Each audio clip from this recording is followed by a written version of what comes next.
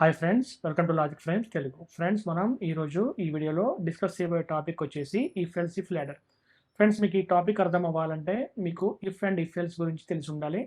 Already మన ఛానల్లో if and if else పైన వీడియోస్ ఉన్నాయి. మీరు ఇంతవరకు ఆ వీడియో చూడకపోతే ఫస్ట్ ఆ వీడియోస్ చూడండి.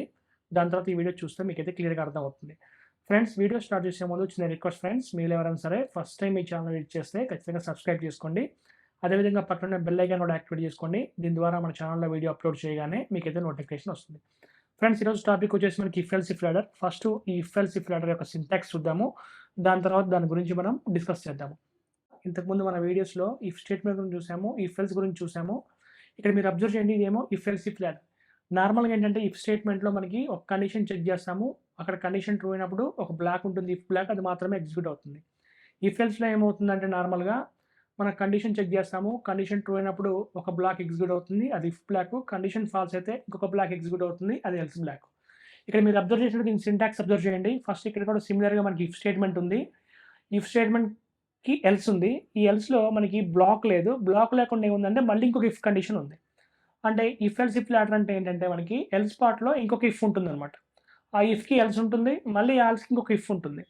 ఇట్లనే దీన్ని ఏమంటామంటే, అంటే ఎల్స్ పార్ట్లో ఇంకొక ఇఫ్ స్టేట్మెంట్ ఉన్నట్టయితే దాన్ని ఏమంటామంటే ఇఫ్ ఎల్స్ ఇఫ్ లాడర్ అంటాం. సో మీరు జాగ్రత్తగా దీన్ని అబ్జర్వ్ చేసినట్టయితే ఇక్కడ మీరు అబ్జర్వ్ చేయండి. ఇక్కడ ఏం జరుగుతుందంటే నార్మల్గా ఫస్ట్ కండిషన్ 1 చెక్ చేస్తాము. కండిషన్ 1 ట్రూ అయిందనుకోండి. కండిషన్ 1 ట్రూ అయితే ఏమవుతుందంటే ఈ ఇఫ్ బ్లాక్ అనేది ఎగ్జిక్యూట్ అవుతుంది. ఈ కండిషన్ 1 ట్రూ అయిందంటే మనకి జరిగేది ఏంటంటే ఈ బ్లాక్ ఎగ్జిక్యూట్ అవుతుంది. ఇక్కడ ఈ స్టేట్మెంట్స్ అన్నీ ఎగ్జిక్యూట్ అవుతాయి. ఫర్ ఎగ్జాంపుల్, ఈ కండిషన్ ఫాల్స్ అయిందనుకోండి, అప్పుడు ఏమవుతుంది, మనం నార్మల్గా ఎల్స్ పార్ట్కి వస్తాం కదా. ఎల్స్ లోపల ఏముంది మళ్ళీ చూడండి ఇక్కడ ఈ కండిషన్ ఫాల్స్ అయితే మనం ఏం చేస్తామంటే ఎల్స్కి వస్తాం. ఈ ఎల్స్ లోపల ఏముంది, నార్మల్గా బ్లాక్ లేదు. బ్లాక్ లేకుండా ఏముంది, మళ్ళీ ఇంకొక ఇఫ్ ఉందన్నమాట. సో ఎల్స్కి వచ్చి మళ్ళీ ఏం చేస్తాము, కండిషన్ చెక్ చేస్తాం. ఈసారి కండిషన్ 2 చెక్ చేస్తాం. కండిషన్ 2 ట్రూ అయిందనుకోండి. కండిషన్ 2 ట్రూ అయితే మళ్ళీ పర్టికులర్ బ్లాక్ అనేది ఎగ్జిక్యూట్ అవుతుంది. కండిషన్ 2 ట్రూ అయితే అర్థమవుతుందా. ఈ కండిషన్ ట్రూ కూడా ఫాల్స్ అయిందనుకోండి, అప్పుడు ఏం చేస్తాం, మళ్ళీ ఎల్స్ బ్లాక్కి వెళ్తాం. అంతే కదా, ఎల్స్ బ్లాక్. మళ్ళీ ఎల్స్ బ్లాక్లో ఏముంది, మళ్ళీ ఇఫ్ ఉంది, మళ్ళీ ఇంకొక కండిషన్ ఉంది, మళ్ళీ కండిషన్ చెక్ చేస్తాం. కండిషన్ 3 ట్రూ అయిందనుకోండి, అప్పుడు ఏమవుతుంది, ఈ బ్లాక్ ఎగ్జిక్యూట్ అవుతుంది. కండిషన్ 3 ఫాల్స్ అయిందనుకోండి, అప్పుడు ఏమవుతుంది, కరస్పాండింగ్ ఎల్స్ బ్లాక్ అనేది ఎగ్జిక్యూట్ అవుతుంది. అర్థమవుతుందా. సో నార్మల్గా ఇప్పుడు చూడండి, సింటాక్స్ మీరు అబ్జర్వ్ చేయండి. సింటాక్స్ ప్రకారం ఏంటంటే ఎల్స్ బ్లాక్లో ఇంకొక ఇఫ్ ఉంటుంది, అది జనరల్ సింటాక్స్. ఇది క్లియర్గా అర్థం అవ్వాలంటే ఒకసారి పక్కన ఫ్లో చార్ట్ చూడండి. ఫ్లో చార్ట్ చూస్తే మీకు అర్థమవుతుంది. ఇక్కడ మీరు డీటెయిల్గా అబ్జర్వ్ చేయండి ఒకసారి. ఇక్కడ ఫస్ట్ ఏం చేస్తామంటే కండిషన్ 1ని చెక్ చేస్తాం. ఈ కండిషన్ 1 ట్రూ అయిందనుకోండి. కండిషన్ 1 ట్రూ అయితే ఇంకా కండిషన్ 2ని కానీ కండిషన్ 3ని కానీ మనం చెక్ చేయం. ఎందుకు, కండిషన్ 1 ట్రూ అయిందంటే దానికి సంబంధించిన ట్రూ బ్లాక్ అనేది ఎగ్జిక్యూట్ అవుతుంది. అంతే కదా. కండిషన్ ఈ ట్రూ అయిందనుకోండి, ఈ బ్లాక్ ఎగ్జిక్యూట్ అవుతుంది. ఇంక ఎల్స్కి రాము కదా. ఎల్స్కి వస్తే అప్పుడు కండిషన్ 2 చెక్ చేయాల్సి ఉంటుంది. సో ఎల్స్కి రాము కాబట్టి కండిషన్ 2ని చెక్ చేయం. సో కండిషన్ 2కి ఎప్పుడు వస్తాము, కండిషన్ 2కి ఎప్పుడు వస్తాం అంటే కండిషన్ 1 ఫాల్స్ అయితే. కండిషన్ 1 ఫాల్స్ అయితే కండిషన్ 2కి వస్తాం. అంటే కండిషన్ 2కి వచ్చామంటే మీనింగ్ ఏంటంటే కండిషన్ 1 ఫాల్స్ అని. అర్థమవుతుందా. నెక్స్ట్ మళ్ళీ సేమ్ జరుగుతుంది. ఇక్కడ కండిషన్ 2ని చెక్ చేస్తాం. కండిషన్ 2 ట్రూ అయిందనుకోండి, దానికి సంబంధించిన ట్రూ బ్లాక్ ఎగ్జిక్యూట్ అవుతుంది. కండిషన్ 3ని చెక్ చేయాల్సిన పని లేదు. అంతే కదా. కండిషన్ 2 ట్రూ అయింది, ఈ స్టేట్మెంట్ బ్లాక్ ఎగ్జిక్యూట్ అవుతుంది, ఎల్స్ పార్ట్కి రాను కదా. అట్లనే అనమాట. సో ఇన్ కేస్ ఈ కండిషన్ 2 కూడా ఫెయిల్ అయిందనుకో, ఫాల్స్ అయిందనుకోండి, అప్పుడు మనం కండిషన్ 3కి వస్తాం. అంటే దీన్ని బట్టి మనకి ఏం జరుగుతుంది, ఇక్కడ ఫస్ట్ మనం కండిషన్స్ని సీక్వెన్స్గా చెక్ చేసుకుంటూ వస్తున్నాం. సీక్వెన్షియల్గా ఫస్ట్ కండిషన్ 1 చెక్ చేస్తాం. కండిషన్ 1 ట్రూ అయితే కండిషన్ 2 కానీ కండిషన్ 3 కానీ చెక్ చేయాల్సిన పని లేదు. చెక్ చేయమన్నది కుదరదు, చెక్ చేయడం కుదరదు. కండిషన్ 2కి వచ్చామంటే మీనింగ్ ఏంటంటే కండిషన్ 1 ఫాల్స్ అయినట్టు. కండిషన్ ట్రూ అయిందనుకో, కండిషన్ 2 ట్రూ అయిందనుకోండి, కండిషన్ 3 ఇంకా చెక్ చేసిన పని లేదు.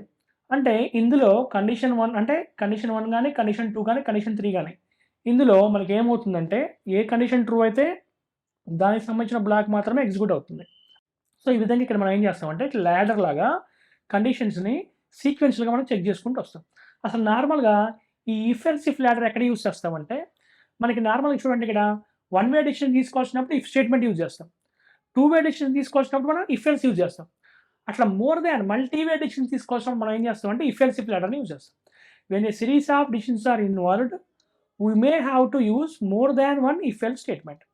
సిరీస్ ఆఫ్ డిసిషన్స్ ఉన్నాయనుకోండి, సిరీస్ అంటే మనకి మోర్ దాన్ 2 ఉన్నాయనుకోండి, అప్పుడు ఖచ్చితంగా మనం ఏం చేస్తామంటే ఇఫ్ ఎల్స్ ఇఫ్ లాడర్ని మనం యూజ్ చేస్తాం.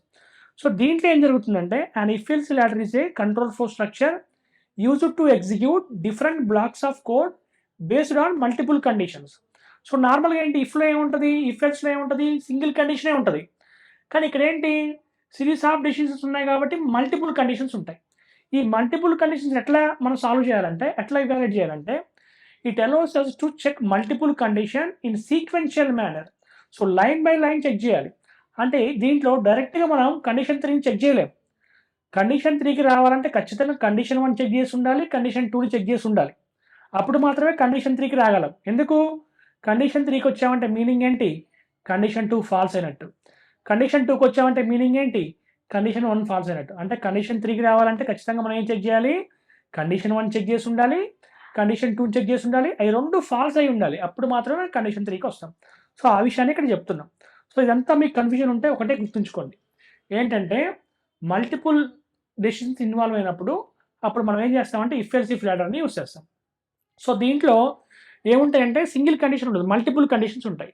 ఈ మల్టిపుల్ కండిషన్స్ అన్ని ఎట్లా ఎగ్జిక్యూట్ అవుతాయంటే మనకి సీక్వెన్షియల్గా కండిషన్ 1 తర్వాత కండిషన్ 2, కండిషన్ 2 తర్వాత కండిషన్ 3 ఇట్లా ఎగ్జిక్యూట్ చేసుకుంటూ వస్తాం. సో ఇక్కడ మీరు అబ్జర్వ్ చేస్తే ఇందులో ఏమవుతుందంటే ఏదైనా ఒక కండిషన్ ట్రూ అయిందంటే తర్వాత రిమైనింగ్ కండిషన్స్ ఏమి మనం చెక్ చేయం. అర్థమవుతుందా? ఇక్కడ కావాలంటే ఒకసారి అబ్జర్వ్ చేయండి. ఇక్కడ కండిషన్ 1 ఫాల్స్ అయిందంటే మనం కండిషన్ 1 చెక్ చేసినట్టు. అప్పుడు ఏం చేస్తాం, కండిషన్ 2కి వస్తాం. కండిషన్ ట్రూ అయిందనుకోండి, అప్పుడు ఏమవుతుంది, దీనికి సంబంధించిన ట్రూ బ్లాక్ ఎగ్జిక్యూట్ అవుతుంది. కండిషన్ 3ని చెక్ చేయం. అర్థమవుతుందా? అంటే ఏంటి, కండిషన్ 2కి వచ్చామంటే ఖచ్చితంగా కండిషన్ 1 చెక్ చేసినట్టే, కండిషన్ 2ని కూడా మనం చెక్ చేసినట్టే. ఫ్రెండ్స్, ఇప్పటి వరకు మనము ఇఫ్ ఎల్స్ ఇఫ్ లాడర్ గురించి డీటెయిల్గా అయితే డిస్కస్ చేసాము. నా నెక్స్ట్ వీడియోలో if else if ladder use చేసి బిగ్గెస్ట్ ఆఫ్ 3 నెంబర్స్ పైన ప్రోగ్రామ్ రాయబోతున్నాను. మీరు అందరూ కూడా ఆ వీడియో చూడండి, ఖచ్చితంగా మిస్ అయితే అవ్వద్దు. ఫ్రెండ్స్, ఇది ఫ్రెండ్స్ ఈ వీడియో మీకు నచ్చినట్లయితే ఖచ్చితంగా లైక్ చేయండి. అదేవిధంగా వీడియో ఉపయోగపడుతుంది అనుకుంటే మీ ఫ్రెండ్స్తో కానీ ఫ్యామిలీ మెంబర్స్తో కానీ షేర్ చేసుకోండి. Thanks friends, thanks for watching.